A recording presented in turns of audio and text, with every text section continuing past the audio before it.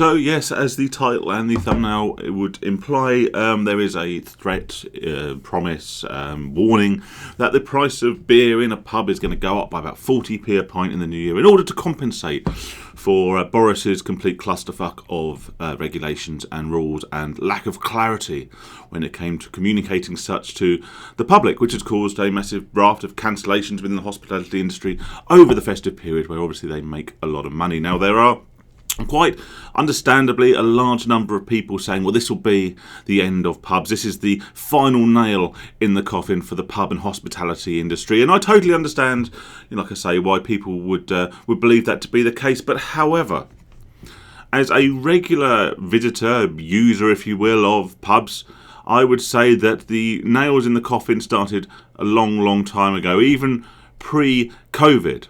Now, let me explain. 40p on a pint is a massive raise in price. Now, people often use the example, well, why wouldn't you just drink at home? Why wouldn't you just go and buy your beer from the supermarket? Which I believe is completely missing the point, to be honest. I don't drink in the pub just to consume alcohol. Absolutely right. If that was the beginning, end and means in itself, then it would make no sense at all to go to a pub. But we don't, because we go to the pub for the atmosphere, for the company, for anything that's going on there. And that, and I underline it twice, is why I believe that the pub industry is dying. I don't think it is exclusively down to price. But I think if people are being asked time and time again to part with more and more of their hard-earned cash in exchange for a big glass of bubbly brown liquid, then they're going to expect more and more from the venues. And by more and more, I just mean what we used to expect from pubs back in the day, a good atmosphere, a fresh pint in a clean glass, and maybe a little bit of entertainment, something going on, a reason to visit. So many pubs now are boiling down to a bar where you can purchase your alcohol, a table where you can put your alcohol, and a chair you can sit on whilst you consume it.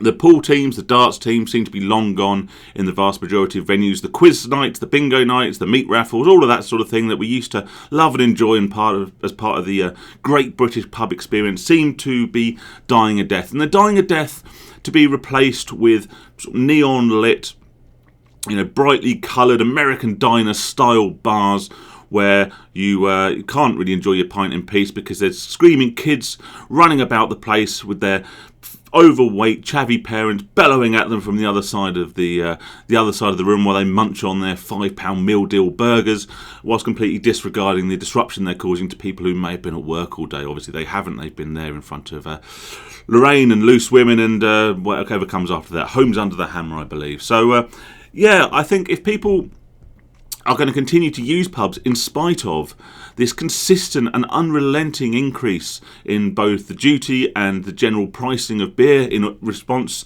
to the COVID restrictions, then the punters are going to demand more from their boozer. They're going to demand a proper, clean glass, not one that's got marks on it, one that's got dry marks on it, the ones that make your beer taste horrible because they've overused the detergent in the dishwasher.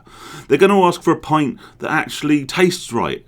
Not the first one out, not the last one out the barrel, not the one that's got a bit flat because the little widgety thing in the bottom of the glass is broken. Or you've washed the glass too many times at too high a temperature and you're no longer getting any gas in your beer. Right? They're going to demand that the beer is at the right temperature. They're going to demand a decent atmosphere. They're going to demand something else from their money other than a table and a chair and somewhere to consume your alcohol, because otherwise you're right. Why wouldn't you just go to Tesco's and pay £1 a pint rather than £5 a pint for the same product, which you can chill in your own fridge to the right temperature? Use your own nice, fresh, clean glass and sit and enjoy in relative peace with your choice of TV on without the threat of some chavvy kids screaming and running into your legs while you're trying to just relax for a little bit after work. Now, I'm not being snobby. I love the pub for that very reason. I love the pub because it is all people. It's something that everyone can enjoy, regardless of your, financial status, your class status, if you will, if you want to cause and, identify people by class division, regardless of your age, your sex, your colour, your creed, whether you're a man, woman, or somewhere in between. You can go and you can enjoy the pub and you can chat to all those other groups of people. You can meet people that your normal everyday life and your everyday job and the boring rigmarole of existence wouldn't normally expose you to, and people you wouldn't get to meet. That is why I love the pub. But it will die a death, and it won't be because of the extra 40p on a pint. It will be because they don't understand the purpose of a pub.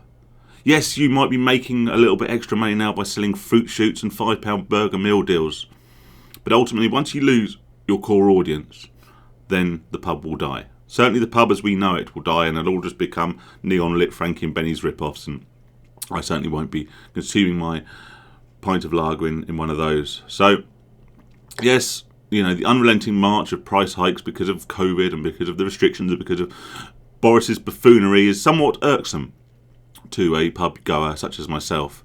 However, if and when I do finally decide to call time upon my visits to the pub, it will not be necessarily because of the price, but simply because the pub doesn't deliver what it should.